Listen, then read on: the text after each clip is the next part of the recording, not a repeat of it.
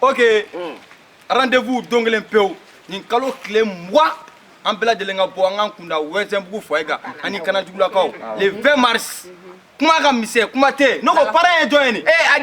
addition blondier na ka mo blondier na ka mo ok tete ba jor tabarakala ni doro Allah de kada weze chena muso demisani makoroba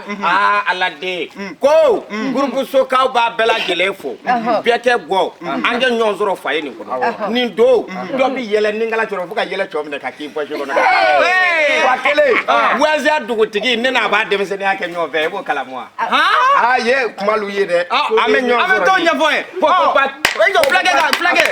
flage na o weze dugutigi kele namu ibado wa awama do ko jumu ne de roni tutige kanto misi genna wala sa weze dugutigi ni ka roni